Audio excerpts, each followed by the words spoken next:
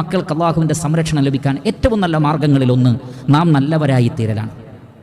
സൂറത്തുൽ കഹ്ഫിലെ 82-ാമത്തെ ആയത്തിൽ കാണാം, അമ്മൽ ജിദാറു ഫകാന ലിഗുലാമൈനി യതീമൈനി ഫിൽ മദീന വകാന തഹ്തഹു കൻസുൻ ലഹുമാ വകാന അബൂഹുമാ സാലിഹാ.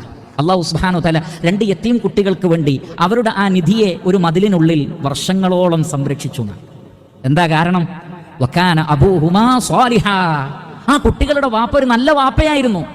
ഒരു നല്ല പിതാവിന്റെ മക്കളെ, കുടുംബത്തെ അല്ലാഹു സുബ്ഹാനഹു വതആല സംരക്ഷിക്കുന്നതാണ്. മഹാനായ താബിഈ സഈദ് ഇബ്നുൽ മുസയ്യബ് റളിയല്ലാഹു അൻഹു പറയാണ്, ഇന്നി ലഉസല്ലി, ഞാൻ നമസ്കരിക്കും, ഫഅദ്കുറു വലദി, അപ്പോൾ എനിക്ക് എൻ്റെ മകനെ ഓർമ്മയാകും, ഫഅസീദു ഫീ സ്വലാത്തി, ഞാൻ എൻ്റെ നമസ്കാരത്തിന് ദൈർഘ്യം കൂട്ടും, എൻ്റെ മകന് വേണ്ടി പ്രാർത്ഥിക്കാൻ. തശഹുദിൽ, സുജൂദിൽ എനിക്ക് എൻ്റെ മക്കളെ ഓർമ്മയാകുമ്പോൾ ഞാൻ ദുആ വർദ്ധിപ്പിക്കും, നമസ്കാരത്തിന് ദൈർഘ്യം കൂട്ടുന്നു.